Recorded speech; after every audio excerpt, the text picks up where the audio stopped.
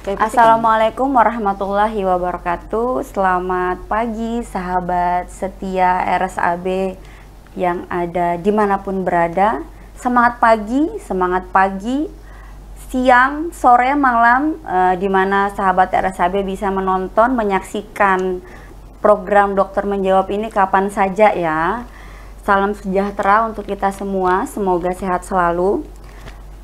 Perlu saya ingatkan di awal-awal pastinya dong bahwa follow untuk akun media sosial kami, baik itu Facebook, Instagram, website ataupun akun channel dengan nama RSUD Hasan Basri HSS. Dan juga saya selalu memberitahukan di awal bahwa di program Dokter Menjawab kita kali ini kita akan membagikan 2 hadiah menarik kepada 2 orang pemenang. Tentunya syaratnya udah tahu, pernah kita spill juga di sebelum-sebelumnya, yaitu memberikan kesimpulan di pokok bahasan kita ini ditulis di kolom komentar ya. Pasti sahabat sudah tahu ya, seperti itu. Baik, untuk tema kita kali ini yaitu mengenai HIV atau AIDS. HIV yaitu Human Immunodeficiency Virus, AIDS Acute Immunodeficiency Syndrome. Nah, tentunya saya tidak sendiri tentang pembahasan ini. Saya ditemani oleh salah seorang dokter cantik yang ada di Rumah Sakit Brigjen Naji Hasan Basri. Narasumber kita kali ini yaitu dokter spesialis penyakit dalam. Langsung aja saya perkenalkan beliau. Beliau adalah Dr. Dewi Fitri Rahma, spesialis penyakit dalam Vinasim. Assalamualaikum. Waalaikumsalam. Dokter, seger hari ini ya. Terima kasih. Sehat Meli, ya. juga cantik. Iya, masya Allah, tabarakallah. Selalu sehat kita. Amin. Semoga kita selalu semua pagi sehat. ya. Serasa pagi terus ya. Iya, semangat kita pagi terus ya dok ya. Dimanapun, pokoknya walau malam mau tidur tetap semangat pagi. Jadi nggak jadi tidur kalau semangat pagi. Jadi ya. itu yang terbaik. Oke. Nah, mengenai tema ini, kenapa kita mengangkat tema HIV/AIDS ini? Karena memang seperti yang kita ketahui bahwa HIV/AIDS ini merupakan penyakit yang bisa dikatakan sangat perlu perhatian khusus karena bisa mengakibatkan sampai kematian. Kemudian juga banyak sekali stigma, isu-isu di masyarakat yang mungkin membuat ketakutan dari berbagai kalangan ya mengenai penyakit ininya. Jadi mari kita dengarkan edukasi langsung dari Dr. Dewi mengenai HIV/AIDS ini. Kepada Dr. Dewi, dipersilahkan. Oke, terima kasih.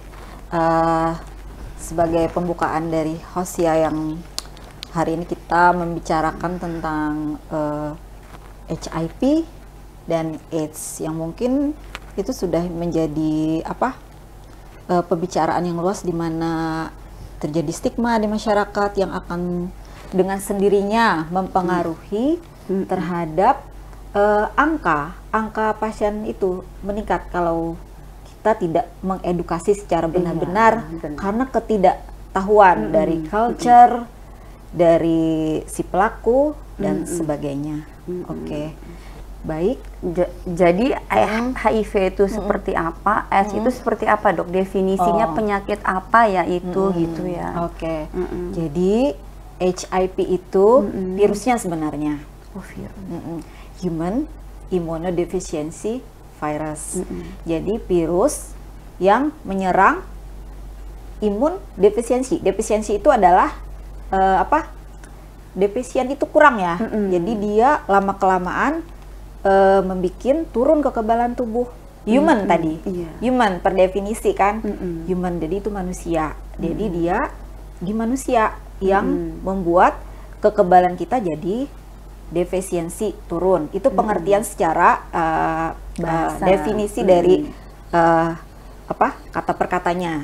Terus AIDS. Apa AIDS? AIDS itu Acquired Immunodeficiency Syndrome. Jadi si virus tadi lama-kelamaan nggak di treatment, orangnya tidak teredukasi sehingga dia tidak tahu dia terkena itu, akhirnya menjadi acquired. Itu didapat artinya immunodeficiency. Jadi defisiensi tadi kekurangan, imun tadi sistem kekebalan tubuh.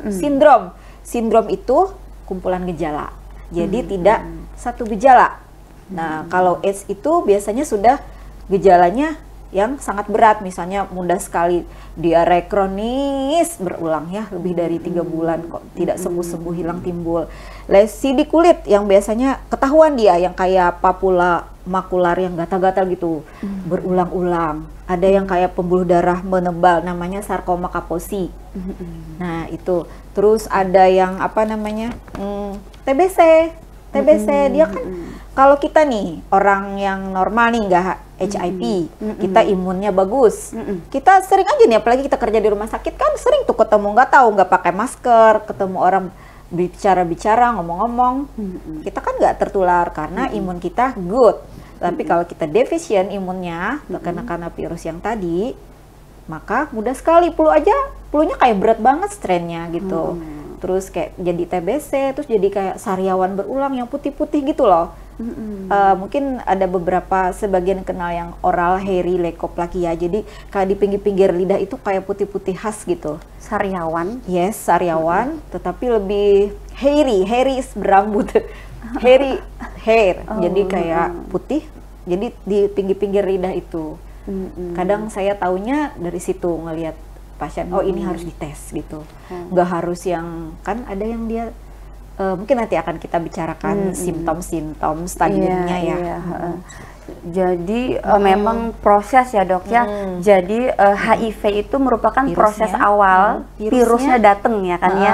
Kemudian setelah virus datang, nah dia itu kalau tidak diobati akan menetap ya, jadi AIDS. Nah jadi menetap jadinya. Jadi imunnya ya emang udah parah banget deh kalau sudah ke AIDS. Nah jadi tahapan ya, berapa lama dok rentang waktu dari dia HIV toh, misal orang yang sudah tahu dia HIV atau dia belum tahu sama sekali, terus dia jadi AIDS itu ada tahapan berapa lama, bulan, waktu, tempo, periodenya ada nggak dok? Ya, jadi misalnya nih kita terkena HIV, itu ada namanya infeksi akut ya, baru masa inkubasinya dari mulai terkena sampai bergejala itu 2-4 minggu, itu infeksi akut. Ada beberapa orang yang bermanifestasi, ada yang enggak.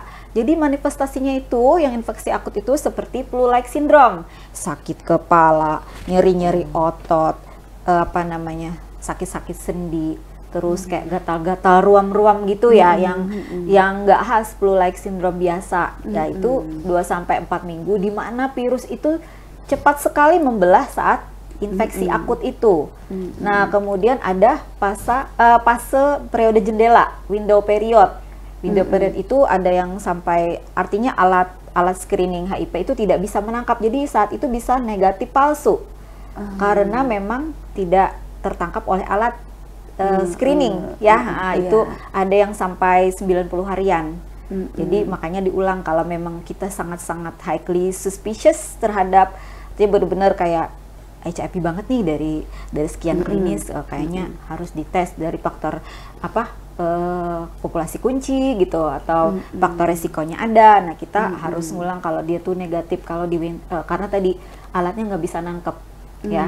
Jadi diulang, misalnya sampai 90 hari ada beberapa alat alat antibody ya, antibody itu sampai 90 hari, nah kita ulang lagi 90 hari itu 3 bulan ya, ya kan, 3 bulan ya, 90 hari, nah itu bisa kita ulang kalau kita benar-benar curiga. Nah habis itu tadi di mana masa laten, yang diam-diam masa laten itu orangnya santai aja seperti kita normal, tetapi virusnya bereplikasi, membelah terus dan menghancurkan sel imun di kelenjar getah bening kita itu. Jadi namanya nanti defisien. Lama-kelamaan nanti ya tadi AIDS. Jadi sakit lah dia. Sakit TBC, sakit kandidiasis, sakit diare kronis. Sebenarnya orangnya nggak mati karena virusnya, mati karena infeksi oportunisnya. Kayak tadi oportunis tuh kita yang harusnya nggak kena, bisa kena yang sangat flare, yang sangat sampai mematikan begitu loh. Jadi bukan dari HIV-nya itu sebenarnya, karena kita nggak tahan menghadapi TB yang sangat flare gitu. Gitu. Jadi dari tahapan tadi ya, kan kita memang di sini di Rumah Sakit Hasan Basri kita juga ada tes HIV, memang ada tes 1, tes 3. Nah, itu bisa dihandle di rumah sakit kita ya, Dok ya. Iya. Jadi melalui tes tadi kalau memang secara terdiagnosa kok ini ciri-cirinya arah ke HIV, berarti pasti kita akan lakukan tahapan-tahapan. Nah, itu yang tadi sampai yang 90 hari tadi ya, Dok ya. Kemudian benar-benar emang dia bener-bener emang sudah HIV, berarti ya baru setelah itu meminimalisir sepertinya ibaratnya seperti itu yang ya. Harus saya jelaskan di sini adalah tes untuk virus HIV ini ada yang secara sukarela, ada yang di providing sama petugas kesehatan. Misalnya saya ketika ketemu di Poliko mencurigakan, karena untuk kebaikan kita harus edukasi, itu harus inform consent. Nah, soalnya setelah nanti buka hasil kita harus edukasi lagi bagaimana dengan dia untuk menjalani terapi, terus kepatuhan, yang penting kepatuhan terhadap terapi. Orang kalau harus patuh tuh kan harus mengerti dulu dah sakitnya apa, kenapa harus diobati. Kan kebanyakan nggak patuh, nggak ngerti, harus tahu efek sampingnya apa. Itu kan kita perlu edukasi lagi. Itu yang tes yang PITC ya. Kalau yang sukarela itu bisa datang langsung sendiri, bisa puskesmas atau merasa nih berisiko, misalnya ada jajan atau apa ya, berisiko kan datang aja secara sukarela gitu loh.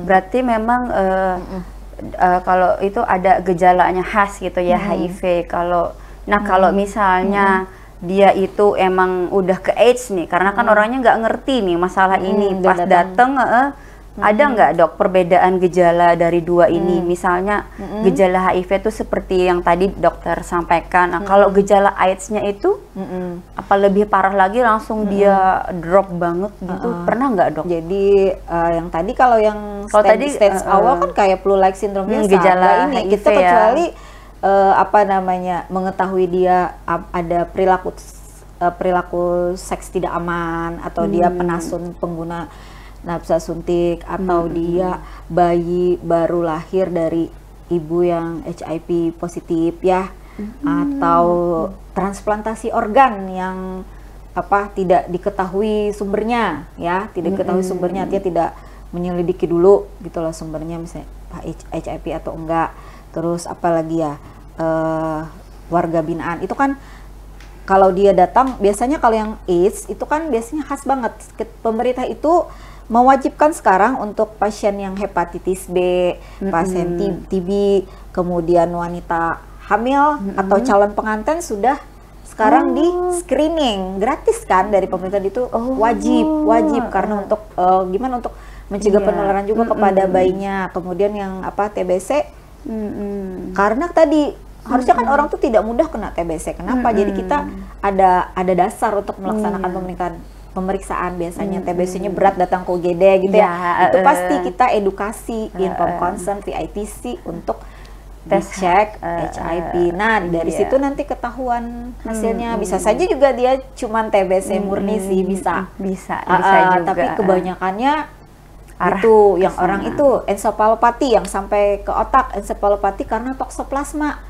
Toksoplasma itu parasit ya, yang harusnya nggak ngapa-ngapain gitu loh, maksudnya jadi bisa sakit berat, kejang dan sebagainya. Biasanya kan yang ke UGD gitu ya, pasti yang kita gawat-gawat, curiga, apalagi kita lihat mulutnya ada sariawan, ada gitu menyertai, terus di tubuhnya ada sarkoma kaposi gitu, maksudnya di kaki-kakinya kita lihat lesi-lesi di kulitnya.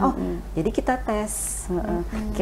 Habis itu baru ketahuan ya, Dok ya. Ini kayaknya udah tahapan edukasi dulu, edukasi inform consent. Nah, gitu. Baru ketahuan dites, terus dia murni sakit TB-nya aja atau beserta HIV-nya ada. Iya, gitu. benar begitu. Gitu, iya. Kalau yang AIDS tadi. Nah, tadi bicara yang mengenai caranya tadi, saya sedikit tentang donor darah.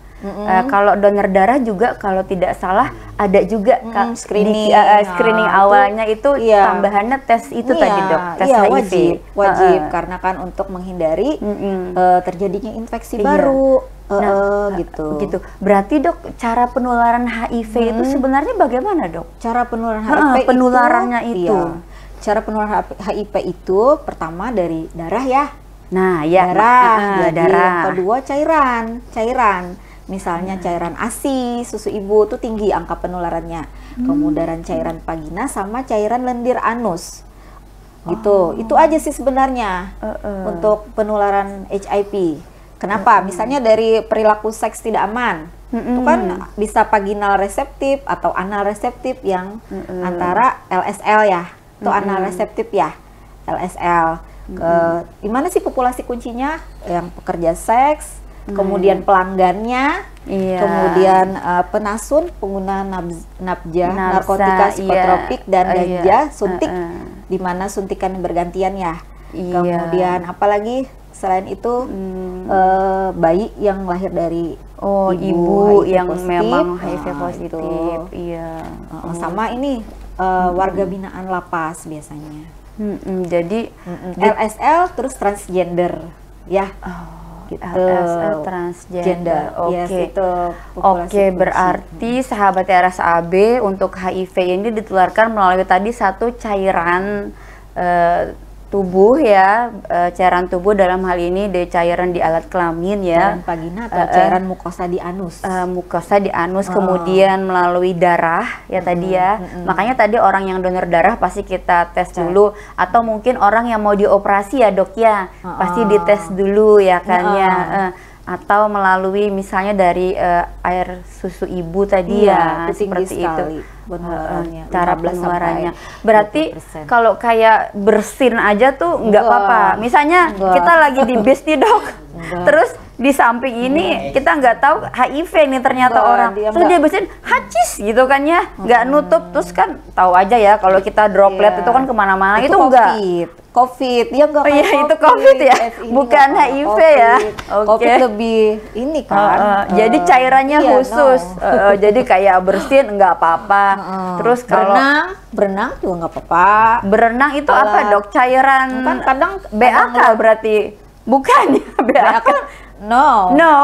mukosa yang terminum BAK aja dok, air minum. Itu ada sebagian orang yang BAK di kolam renang. Iya seperti itu. Boleh ya? Bisa terminum. Nggak boleh. Enggak. Berarti bukan berenang, ngeces enggak, ya berenang kan air liur enggak. Kiss, oh iya kissing, gimana kissing? Kalau tidak terlalu perlukaan mukosa sampai gigit-gigitan banget sampai berdarah ya bisa. Luar biasa itu. Tapi kalau kiss tidak untuk diciru. Kalau kiss yang biasa enggak gitu. Terus WC jangan takut ke WC umum, nggak apa-apa, nggak nular ya. Iya. Oh iya, tadi kan bilangnya gatal-gatal. Nah, kebetulan yang kena HIV/AIDS ini gatalnya mungkin di area kita biasanya WC duduk, terus kita duduk juga, berarti nggak nular ya dok? Enggak ada darah. Nggak nular ya? Iya. Kecuali yang nggak mungkin juga ya cairan vaginanya atau cairan dari anusnya keluar pas duduk, kayaknya enggak deh ya. Berarti aman nih gitu ya sahabat RSAB, jadi nggak usah khawatir. Ini udah diedukasi sama Dokter Dewi.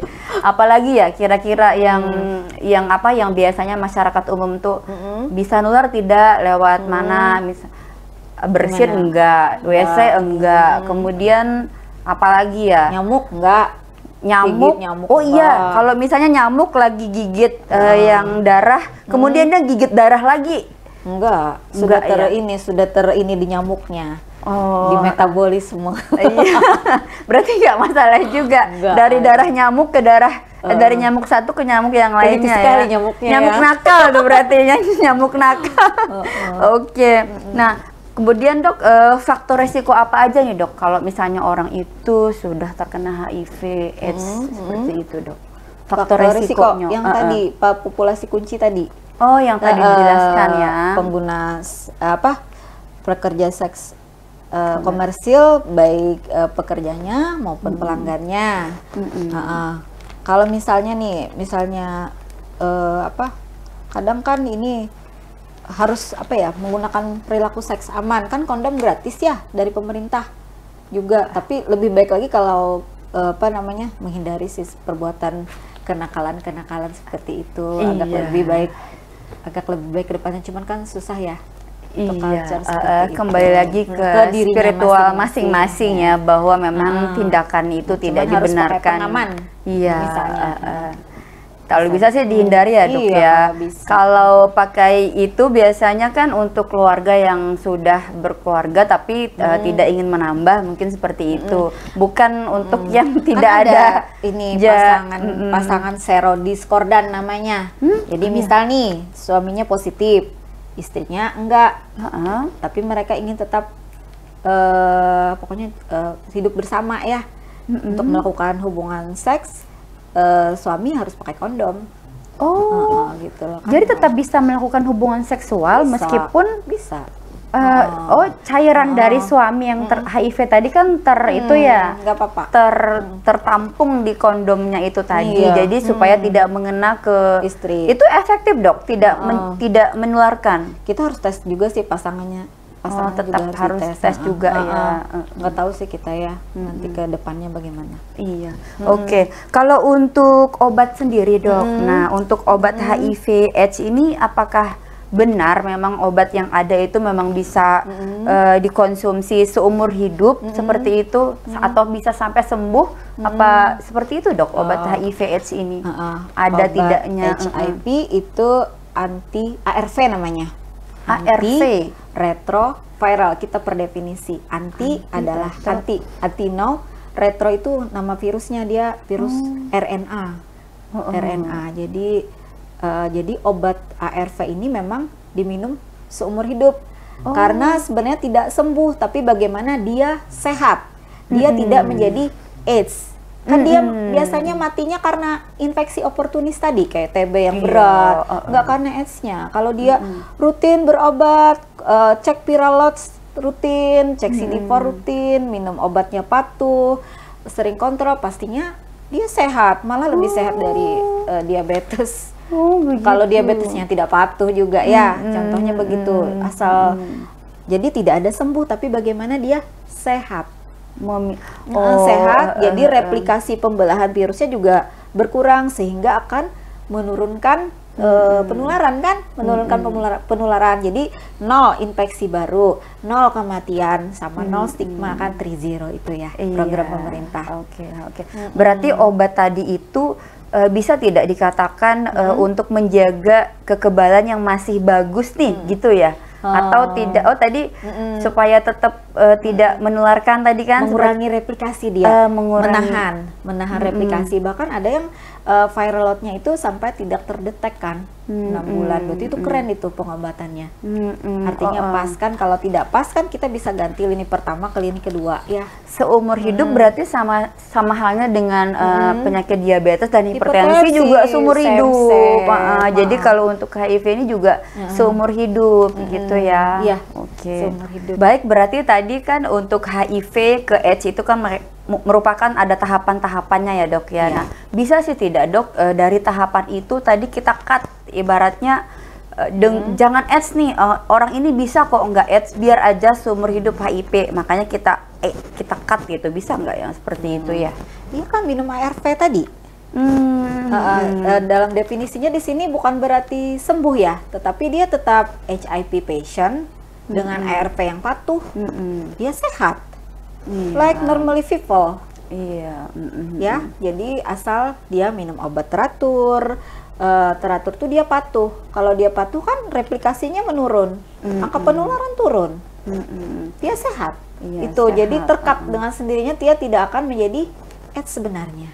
Seperti itu. Karena kan stigma di masyarakat ini ya, mungkin orang tidak tahu apa itu HIV, apa itu AIDS ya kan ya. Orang taunya kalau sudah HIV sudah kayaknya negatif aja ya, seperti itu. Sebenarnya tidak seperti itu ya. Tadi edukasi dari Dokter Dewi, tidak hanya orang yang jajan tadi, tapi juga ada yang seperti ibu hamil tadi ya, Dok ya, bisa. Apakah itu otomatis, Dok, menularkan ke anaknya, otomatis kena HIV juga berarti ya? Penularan jadi apa tadi? Penularan ibu hamil kepada anak itu mulai dari intrauterin, jadi dari dalam perut, dari trimester awal itu bisa. Yang kedua intrapartum, saat melahirkan. Saat melahirkan ada perlukaan episiotomi atau ada pecah ketuban, itu kan menularkan pecah ketubannya. Terus yang ketiga dari air susu ibu. Air susu ibu ada kan yang memang apa, untuk memenuhi PASI itu kan mahal ya. Untuk pengganti ASI itu berapa liter kebutuhan sehari? Kalau anu kan biasanya tetap ASI. Boleh ASI asal ibunya dengan ARP kombinasi, anaknya ARP propilaksis. Saya sudah jelaskan belum tentang ARV propilaksis ini. Jadi bayinya lahir itu langsung diberi propilaksis Gidopudin namanya selama 6 minggu. Nunggu 18 bulan nanti dideteksi screening antibody HIV-nya, memisah antara antibody dari ibunya atau dari dia memang sudah terkena dari intrauterinnya. Nah, disitulah masuk Gidopudin, nggak apa-apa sih. Nggak apa-apa, tetap asal si bayi minum Gidopudin selama 6 minggu dengan saat nanti ada propilaksis cotrimoxazole juga pada saat usia 6 minggu. Setelah hasilnya negatif, si bayi cotrimoxazolnya di stop juga ARV-nya. Sama tadi ibunya tetap, kalau ibunya mah seumur hidup. Seumur hidup minum ya, cuman anaknya tadi, berarti anaknya tadi bisa dikatakan tidak HIV ya dok ya? Dicek lagi. Dicek lagi, tapi ada kemungkinan tidak terinfeksi nggak dok? Ada ya juga. Kalau tidak bagus semua. Ya. Kalau bagus ibaratnya ARV dari gaya hidup ibunya mungkin sudah bisa terkontrol sampai 10 tahun ya. Kalau 10 tahun anak sampai 10 tahun itu ada yang positif HIV, berarti dia kena dari ibunya ya. Seperti itu ya. Baik. Nah, untuk obat-obatan tadi ya dok ya, mengenai misalnya ada gejala, kemudian kita melakukan tes, obatnya harus diminum seumur hidup untuk yang sudah terinfeksi HIV. Nah, ini ditanggung tidak sama pemerintah? Dalam hal ini kan kita ada ya jaminan dari pemerintah yaitu BPJS. Ya, gratis. Dari PCT itu gratis untuk screening yang 3 regen itu gratis ya. Kemudian untuk pemeriksaan CD4 juga gratis, viral load juga gratis.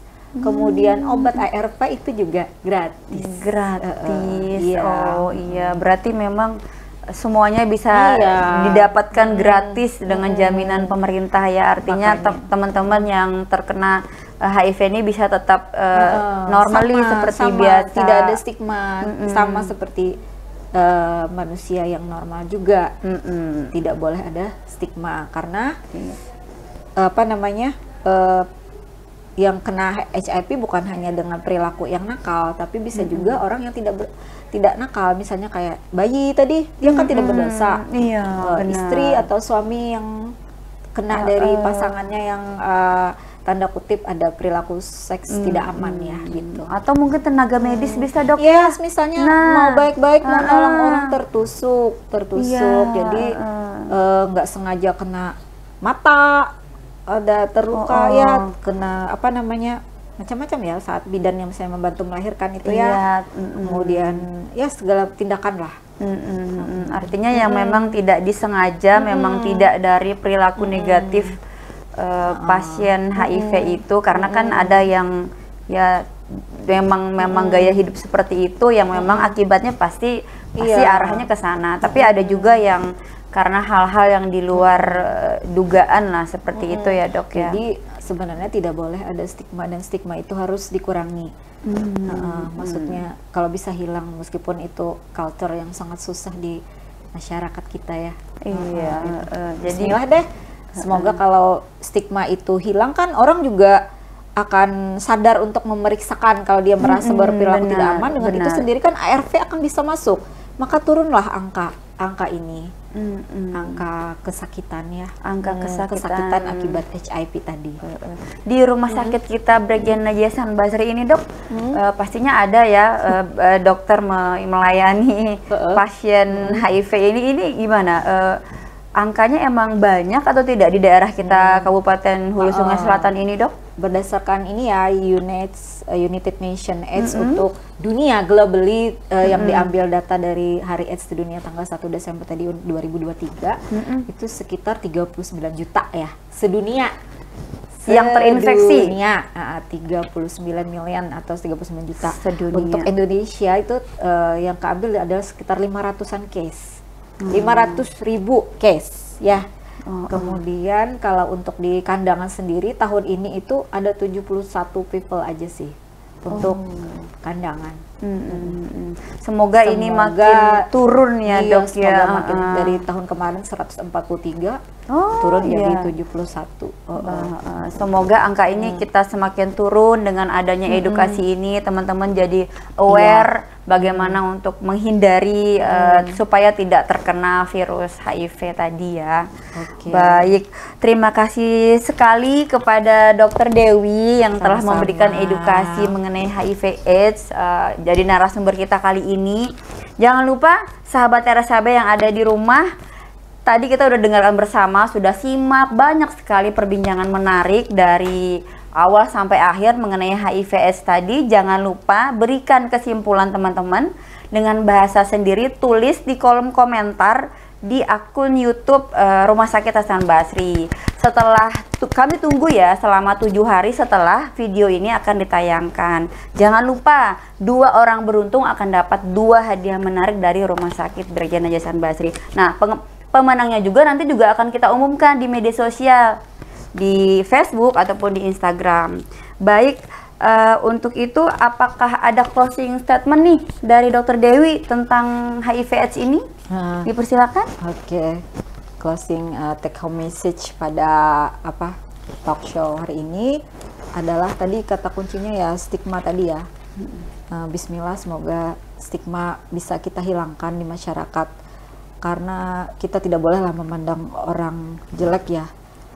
Maksudnya jadi edukasilah, stigma hilang, maka angka kesembuhan atau penurunan pasien juga akan membaik ya, semoga.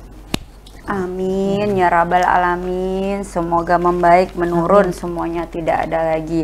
Ya, dengan closing statement Dokter Dewi tadi, maka berakhir juga program Dokter Menjawab kita kali ini. Jangan lupa saya selalu ingatkan untuk follow akun media sosial kami, baik itu Facebook, Instagram, website, ataupun akun channel ini. Juga hidupkan loncengnya, jadi setiap ada video-video yang kami upload, posting di YouTube channel, itu pasti teman-teman pertama deh yang nonton ya. Dengan ini saya Melisa undur diri. Wabillahi taufiq wal hidayah. Wassalamualaikum warahmatullahi wabarakatuh. Waalaikumsalam warahmatullahi wabarakatuh.